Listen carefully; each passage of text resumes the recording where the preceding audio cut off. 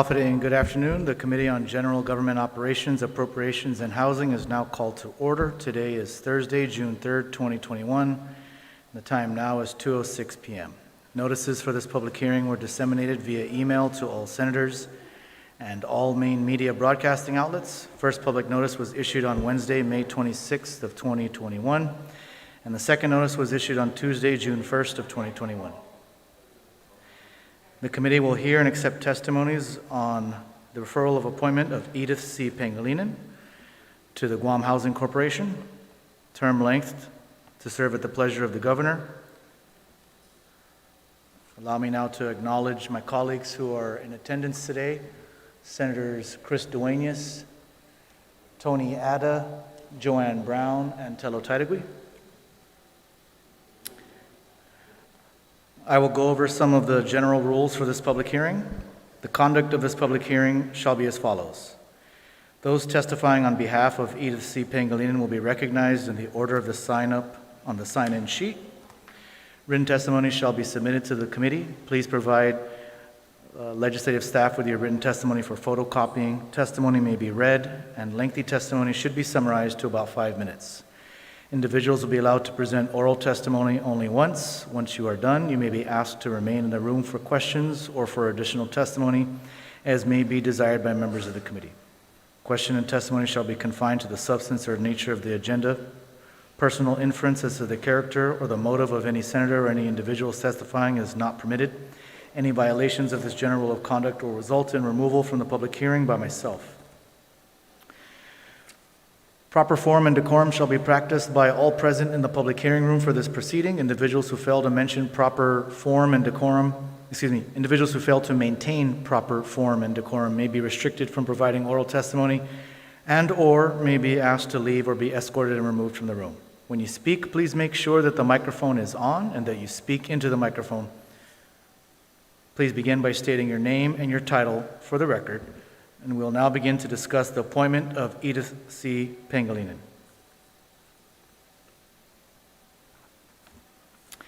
And we will begin with the order on the sign-in sheet, beginning with Doreen Crisostomo from the Guam Housing Corporation. Hello. Tess, you can hear me? Yeah. Good afternoon, thank you. My name is Doreen Crisostomo, and I'm a board member of the Guam Housing Corporation. Hafa, Senator Rigel, and members of this body, thank you for the opportunity to submit this testimony in support of the appointment of Mrs. Edith Pangelinan to serve as the president of the Guam Housing Corporation. Mrs. Pangelinan has over 30 years of government experience. Her community involvement includes serving on the Civil Service Commission board for 7 years, of which she served 2 years as a chairperson.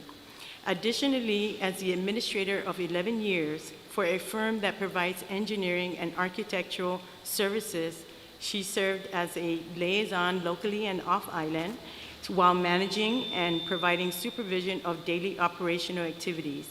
She also successfully coordinated needed government services to meet her deliverables. As a former superintendent for properties and facilities and deputy executive manager of the AB Wampat International Airport Authority, she was involved in capital improvement programs. This experience will assist her in leading the Guam Housing Corporation's current plans to make major renovation with its rental units. I applaud her for bringing in the additional funds to assist first-time homeowners even before officially serving as a GHC president.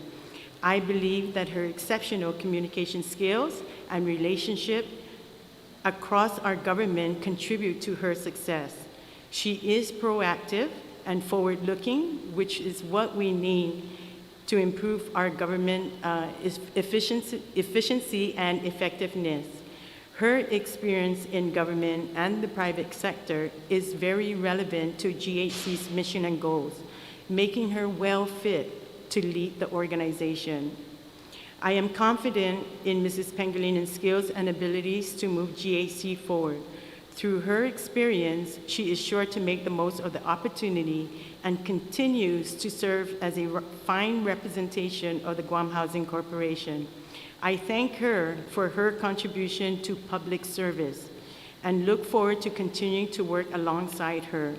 I ask that this body grant favorable consideration of her appointment. Thank you for your time. Thank you. And next on the sign-in sheet is Edith Pangelinan.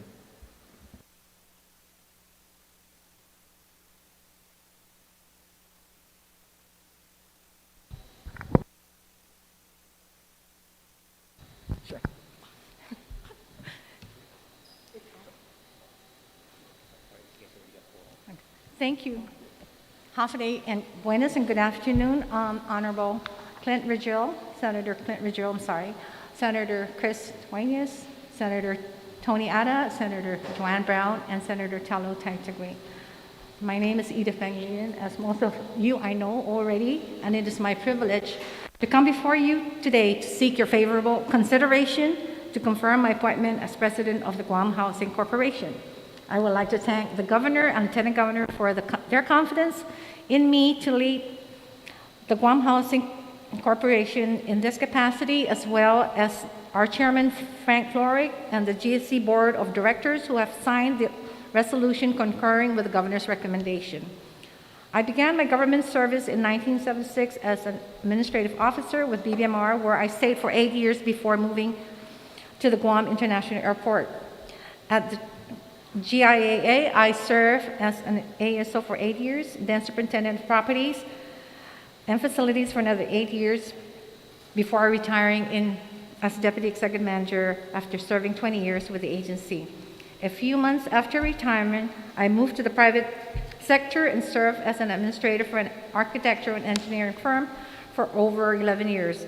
At the same time, I also served my Derecho community as a member of the Municipal Planning Council. Additionally, I was a member of the Civil Service Commission from 2011 to 2019, of which I spent almost 3 years as chairwoman before being appointed by Governor Leon Guerrero as Deputy Director of the Department of Administration from January 2019 to January 31st of this year.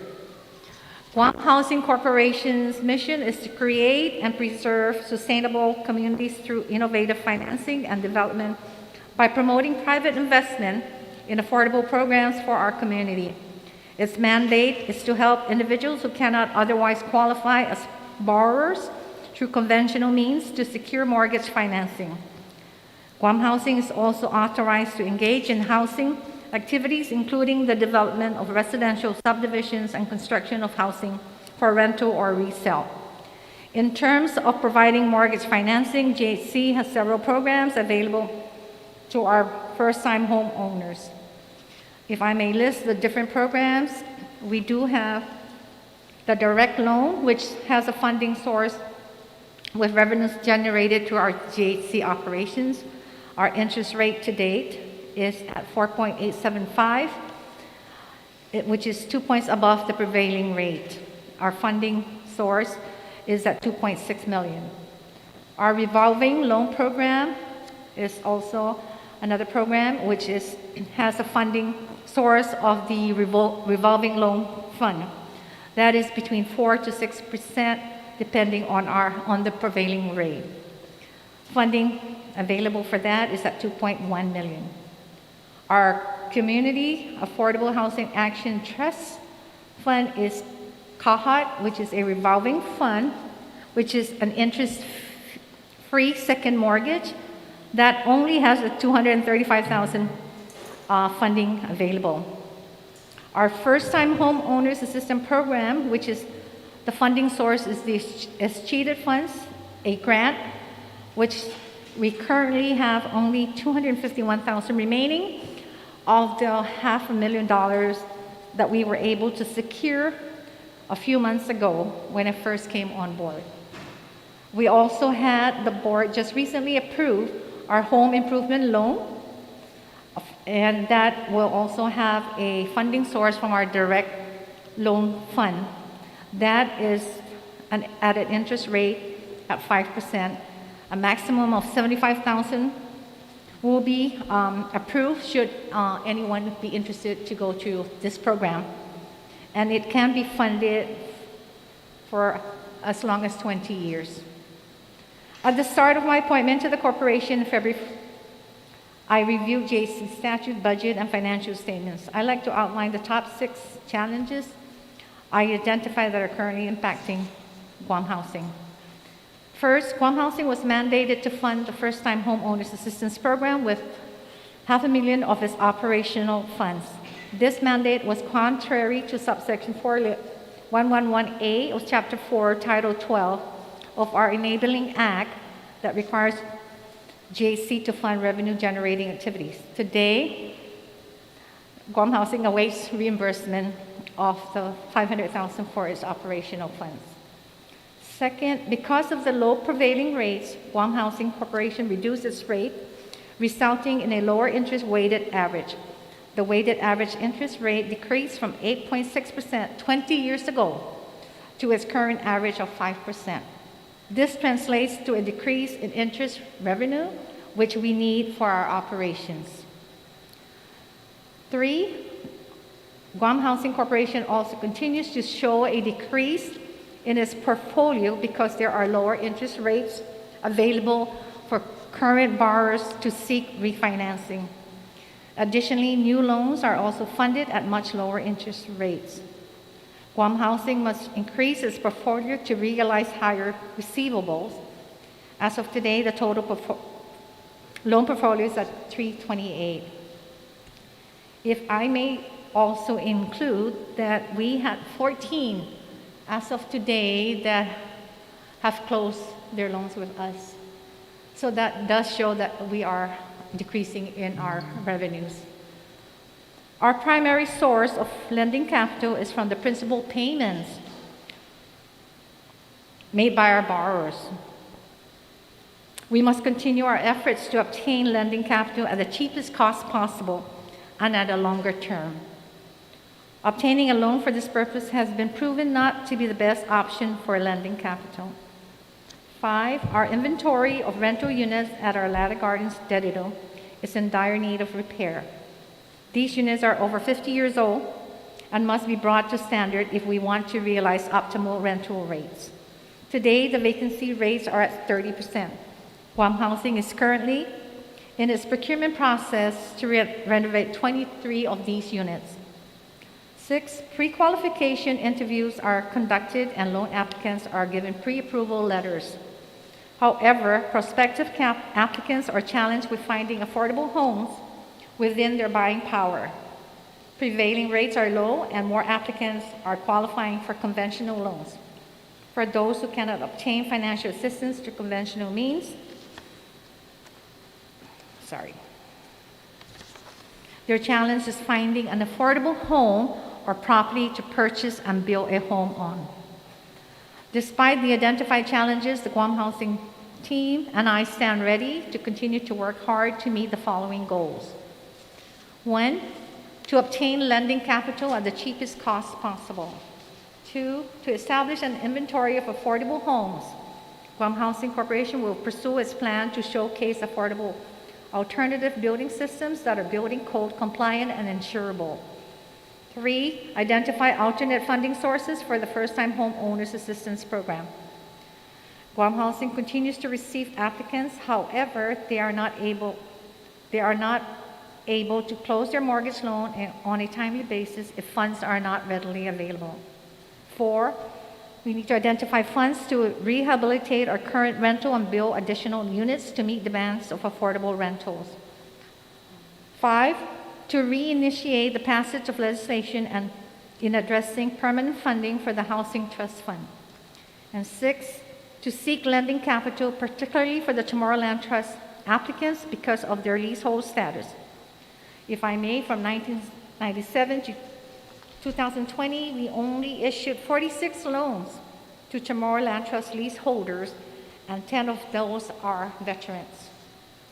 Under my leadership, Guam Housing will continue its efforts to allocate all principal payments for its lending capital for all of its loan programs, and furthermore, will continue to explore other sources of funding. Thank you for the opportunity to appear before you today, and I humbly ask for your support and confirmation. Thank you all, and I'm here for any questions. Thank you very much.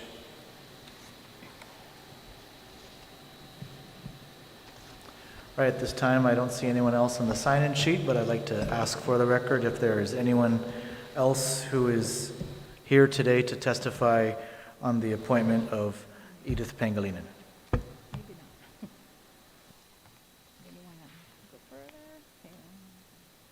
All right, there being none, we will proceed now to the question and comments portion. And I'd like to begin by allowing my colleagues the opportunity to ask any questions of the panel. And I'll move from left to right, beginning with Senator Taitigui. Mr. Chair. Thank you, ladies, for being here. And Edith, congratulations on your appointment to this position. I know we've had a hearing with you already and provided a lot of information, so it was very helpful to get to know the things that you have already been doing and then reiterating it here. I do have a question with regards to the interest rates that you proposed in your statement. The current rates for loans in banks right now, based on what I'm looking here where you have on page, I'm sorry, Edith, that's on page 2? Yes. Where it says the direct loans versus revolving loan fund, your fund, is that 4.875% is the interest rate? For Guam Housing, because we For cannot, Guam Housing? yeah, we Right. can't compete Okay. with the bank's rates. And then 4%, 6%, and then further down to the home improvement loan at 5%.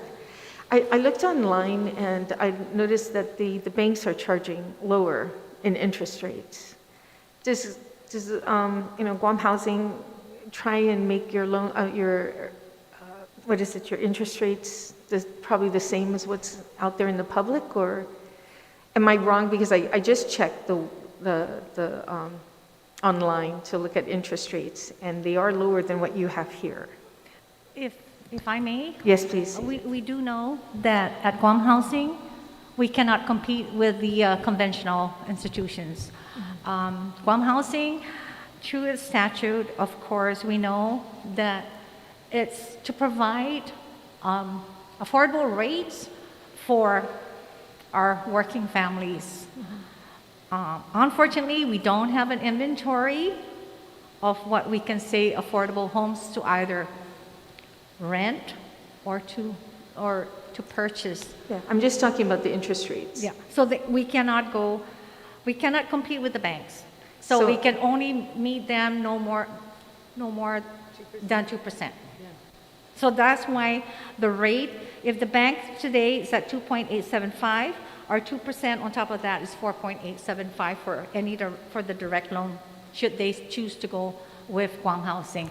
Mind you, you need to be disapproved from the bank to come to Guam Housing. So that's the advantage of those individuals trying to seek for first-time homeowners, and is the fact that they're giving an opportunity where they've been denied at another bank, an established bank that's out there. So that's the assistance. Did you want to say something, Ms. Crisostomon? Yeah, Senator, Guam Housing exists to help these middle and low-income families. The banks, even if the banks have a lower prevailing rate, they may not qualify because their credit score is not good. So that's where Guam Housing. Now, I've been in Guam Housing many years ago, and I recall that a applicant needed 3 rejection letters. Now Guam Housing is only at 1 rejection letter, so it's going to be much easier. But yes, the bank may have a lower rate, but those candidates cannot qualify. So that's where Guam Housing is, to help the low to moderate income families. Thank you. You read my mind on that second part. I appreciate the answer. I don't have to ask you now. The other one is the First-Time Homeowners Assistance Program used through escheated funds.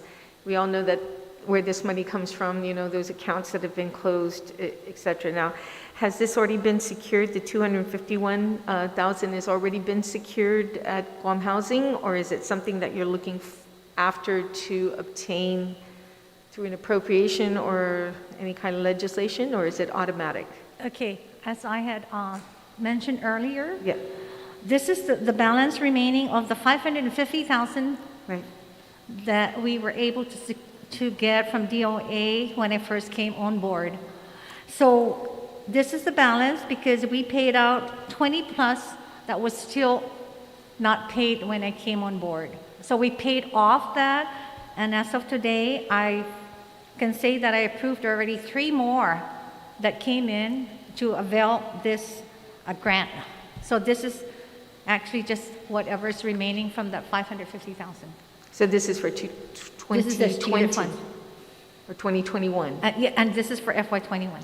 Oh, it is, okay, that was my next question. Okay, well, other than that, I appreciate all the hard work you're doing, and Ms. Crisostomo for your testimony and being here today. I know you work very hard at what you're doing and appreciate your work you're doing. And Edith, I wish you the best of luck. I've seen your resume and going out of from being in government and going into the private sector and then coming back into government. No, I hope that you bring some good traits of good business ideas and moving things forward, because you know government can be very slow sometimes. So I hope you keep your patience on that, but you know, think outside the box and in implementing some of that good work ethics that private sector brings to the community to move things faster, to get things going. Because I know that's one of the biggest frustrations we all have. So, right? I can sure agree. Okay, good luck to you, Edith. Thank you. Senator, and that was what I mentioned in my testimony, that I applaud her, because even when we officially accepted her as the Guam Housing president, she was able to bring in that 500,000.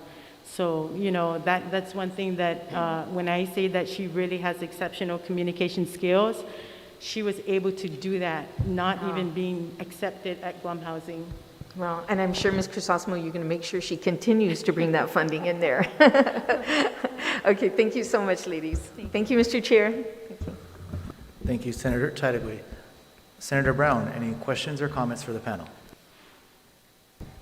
Mr. Chairman, in all fairness, if I can defer to Senator Chris, and I'll go after him. He arrived before I did. Sure, no problem. Senator Ada? Thank you, Mr. Chairman. Good afternoon, Mrs. Pangelinan. How are you doing today? Okay, thank you. That's good. That's great. You know, in your testimony, you read, I believe it's on the second page, our inventory rental units at Latta Garden is in dire need of repair, and these units are over 50 years old and must be brought to standard if we want to realize optimal rental rates. The first question is, what is it going to cost to renovate or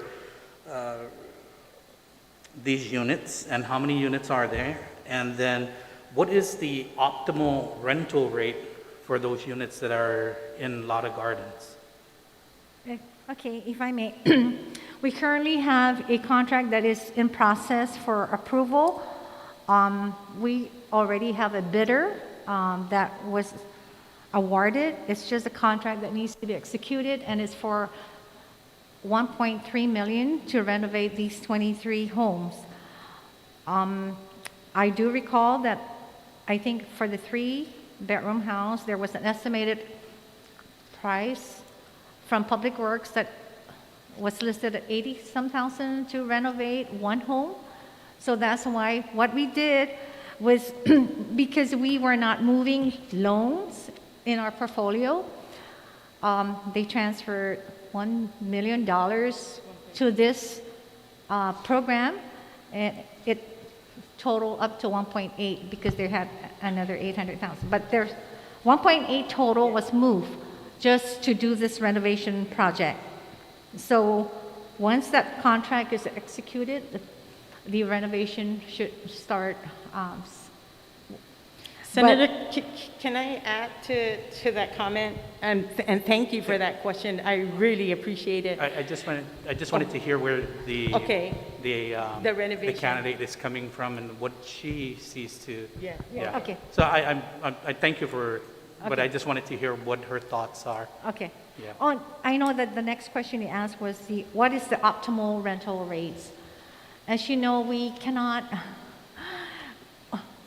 Section GURA is another housing agency who receives federal money, federal funding, to be able to provide rentals to Section 8, those that qualify based on their income. Guam Housing is the next avenue to go to for rental. And we do have currently, because to my knowledge, as long as we provide what is GURA standard, we can accept some of their tenants that when they don't have enough to provide rentals to. So the rates are quite high, and I'm quite surprised when I saw those rates. I said, this is kind of outrageous. But it is because GURA is the one funding it. So it's based on GURA's, I guess, providing that funding for them to rent those homes. So we do have the 2, 3, and 4 bedrooms. So out of the 23 units, how many are two bedroom, 3 bedrooms, and 4 bedrooms? Okay, sorry.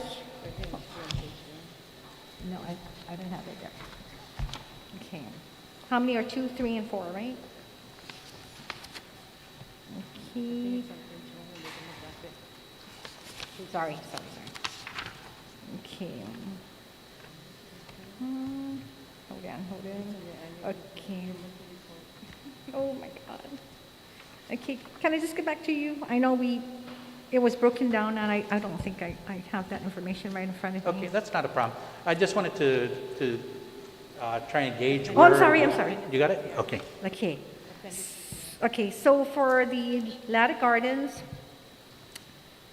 you're asking how many are going to be for the renovation, right? Yeah, so we got 23 units that are going to be renovated. And I just wanted to know of the breakdown, how many are 2 bedrooms, 3 bedrooms, and 4 bedrooms of the 23 units? Okay. Oh, God. It's on their appendices. Yeah. Hold it. Ah, Yeah, sorry. it's on the appendices. Yeah. Okay. Okay. She gets to read this morning. No, that big, small Yeah. letter. Yeah. Sorry, yeah. Okay. Ladder. Broken down. Okay. Let me just get the actual numbers back to you. This doesn't, I can't see it. Yeah. Can I just, Yeah, should be on the rental. yeah. Sorry. Don't worry The about it. waiting list. What we can do is probably get that information later on to the chairman. Yes, And if I may. yeah, that would be Senator, great. Yeah. if We you can- could provide that information to the committee, and Yeah. then that information will be passed along to Senator Ada, Yeah. since You're we'll needing- allow you some time to get the correct information. Okay, you're needing to know how many are for the 2, 3, and 4 bedrooms, right? Yeah. Okay. So that where I was going at is what would be the the rental realized from each of the 2 bedrooms, 3 bedrooms, and 4 bedrooms, and that if the $1.8 million that we're looking at to renovating the 23 units would get that cost realized, right? Right. Or are we going to be at a loss with what we're using to renovate versus what we're using to rental I see. for rental? But I think it's also important to realize that having affordable homes for people out there is very important, especially if during these times, right? We need to do what we can to make the homes out there affordable. But like you said, renovated homes for those individuals is also quite important. If you can just give me the information, that would be great. That's the only questions that I had. And hopefully that we'll be able to move your confirmation forward so that we can get you going and continue the hard work that you're doing up there. Thank you, Ms. Pangelinan. Thank you, Senator. Thank you, Mr. Chair. Thank you, Senator Ada. Senator Duenas.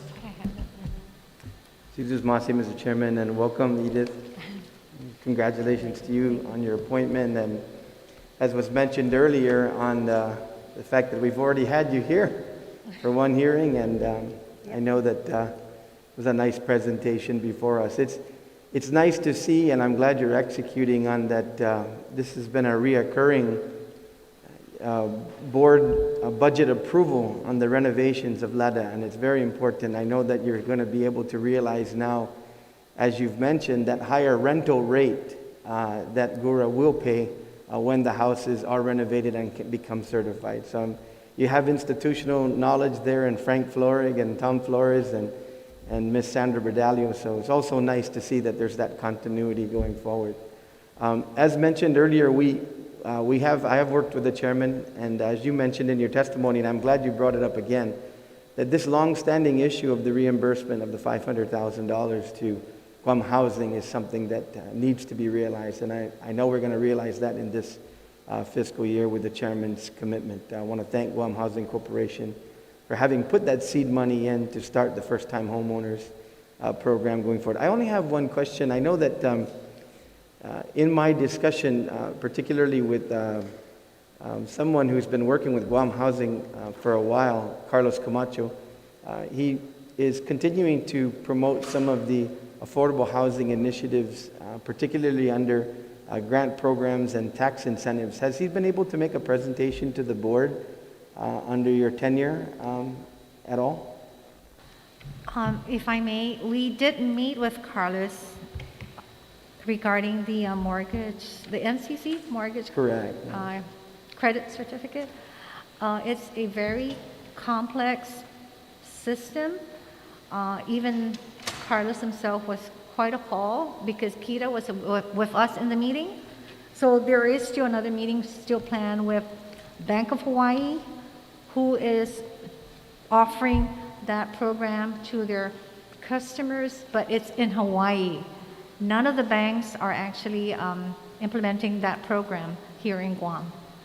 So to hear that it also might require hiring a consultant, a tax attorney, it's a long process. So we're going to be meeting again, and I guess we will be providing the information to the board as to how we're going to move forward, if indeed that it can go forward with what kind of funding are we going to be needing to start the program. So it is a complex program to administer, and if it indeed is going to be Guam Housing, funding will also be something that needs to be looked for. So sure. yeah. I think it's important, you talked about how you need to grow, and you are, of course, as you mentioned, the lender of last resort with regard to those who actually, the benefit is Guam Housing being there because of the fact that most of these individuals, because of their rating, as well as sometimes their ratios of income, wouldn't qualify otherwise. So that's how that's the purpose for the interest rate being higher, because the risk is high.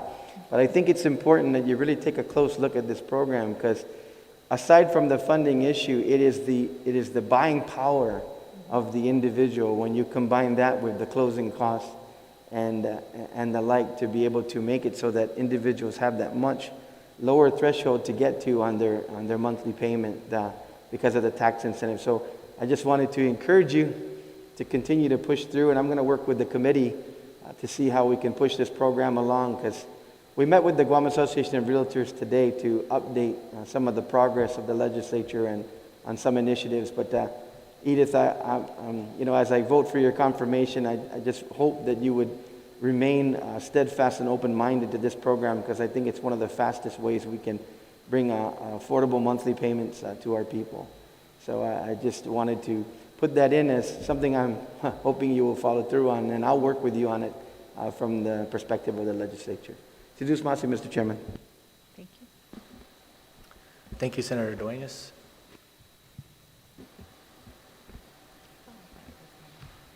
Senator Brown, did you have anything?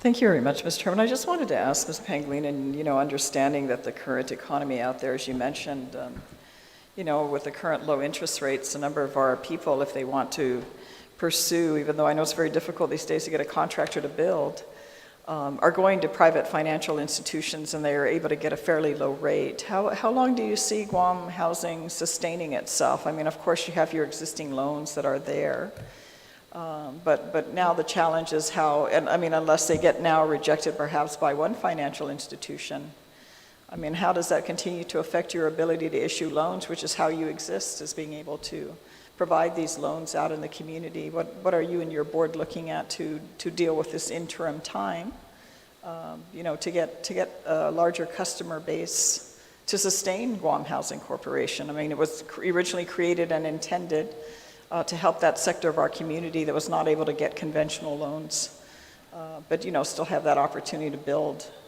a home or purchase a home. Mm-hmm. So what policy-wise are you collectively looking at with your board to address this interim time? Because I'm sure at some point the rates are going to go up again. And you're right. But our direct loan does state that we cannot go beyond the 6%, right? As we do approve loans for home owners that are wanting to build or to purchase. I was kind of appalled when I first came into Guam Housing just to say that the prices of homes are outrageous. And I said, how can working families afford to even purchase a fixer-upper? You know, it's just appalling because we don't have the inventory, right? To even say that we can have our bill for that matter. So what we're trying to do, if I have to disclose this, but I know we're also looking, I know that there's a proposed, we had met regarding another development that we also might need to seek funding to build or to rent homes up in Jigo. So that property was given to Guam Housing years ago. We only built 2 12-unit apartments, and that also is in a deteriorating condition.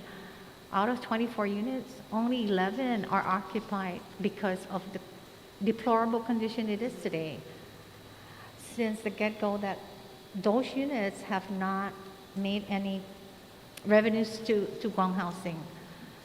So if indeed that we continue to pursue how we're going to be able to probably bring in some revenues, that could be another means to seek. But it does not take away that we do have also a bond that we're required to be paying. I just learned that we're already eating into our principal. So we need to be more aggressive in how we're going to be able to promote and advertise for first-time homeowners to come to us. And I did want to say that we are also working collaboratively with Tomorrowland Trust. We met several times. We want to help those that already have identified properties or assigned properties to come to us. They can't go to the conventional banks to borrow. Right. Yes, because I they're understand. leasehold. So we want to encourage that program to assist these Tomorrowland Trusts, and they could be veterans themselves too, but as long as they have a leasehold with Tomorrowland Trust, they need to come to us to borrow that loan. So it's a challenge when we don't have the funding. So we need to continue promoting ways to get people to come to us for loans. That's how we should be able to sustain our operations. On your lease or your rental properties, you know, you had mentioned that the facility, I've never seen it, this one up in Jigo that hasn't been, you know, it's not in the best of condition. What is the maintenance process for these units? I mean, are they just rented out and then someone else comes in and rents them out, or is there a period, you know, where maintenance is done? Anything, I mean, any house, I mean, it can look brand new in 1 year. By the second, third year, the paint's peeling, the mold's growing, and, you know, it's the nightmare of every homeowner, Yeah. you know?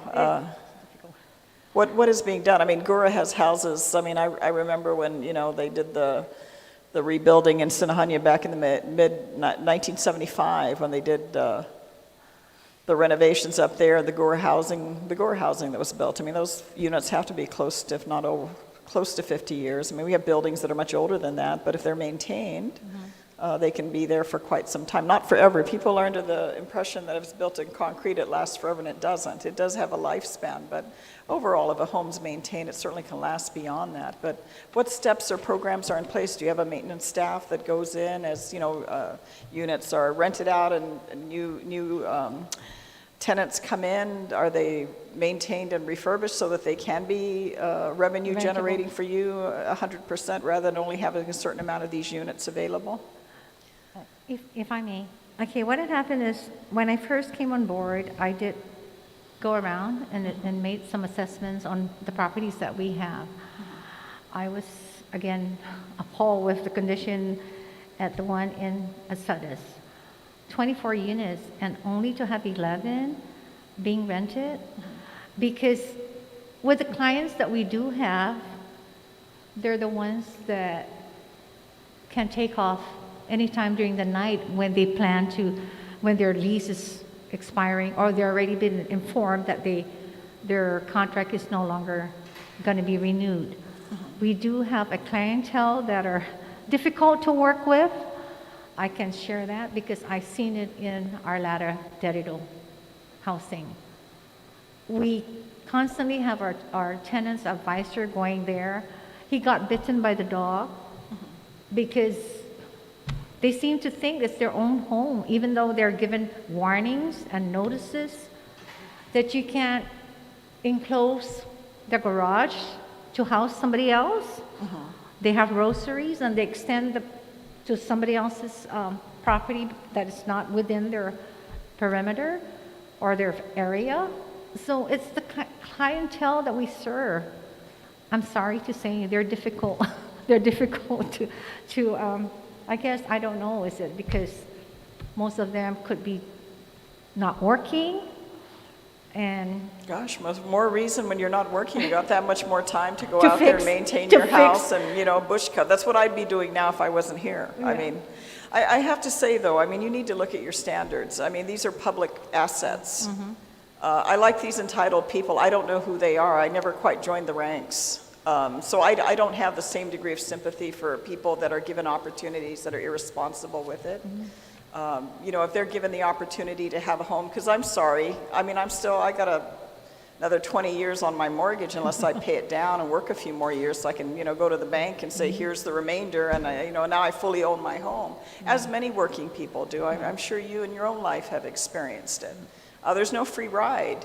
And I just, the idea that some people get to be as irresponsible and we're supposed to cater to them, I'm sorry, who are these privileged people?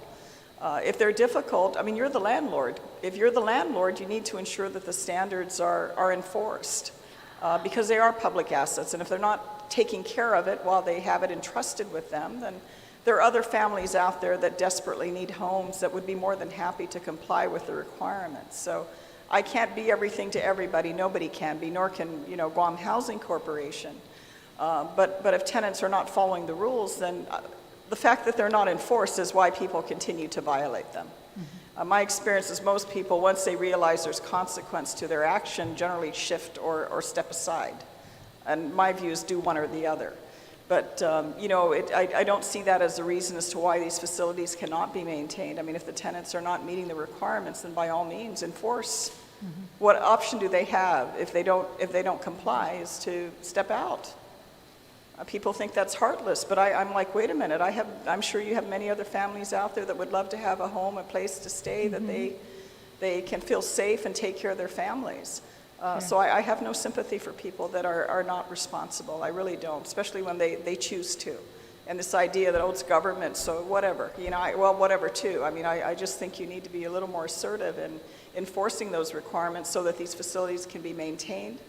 And then I also asked, do you have a maintenance staff that goes out and addresses the maintenance on these facilities as tenants move out, or, is it done once a year, twice a year, every 2 or 3 years, whatever the standard is for maintaining these facilities? We only have 7 staff members that are maintenance workers. They're not they're not specialized, or they don't have any specialized profession. They're just maintenance workers, and you have a supervisor that's leading them. So they come in when we do have a tenant leave, or there's a leak, or something broke. They can be called anytime to repair those problems in the houses. But I guess I have to say that yes, enforcement is really needed, but sometimes we have, like I mentioned, some of the tenants that take off during the night, or when it's a weekend when nobody's around to see what they're doing or what they left behind. They leave their furniture, it's so unacceptable. I understand. I'm sure a lot of landlords have that worry, but at the same time, I mean, I think things can be done to address that. I mean, even though they say, well, it's a government project, I mean, a lot of renters require a deposit. Yes, you're right. I'm sorry, I'm all for personal responsibility. I really am.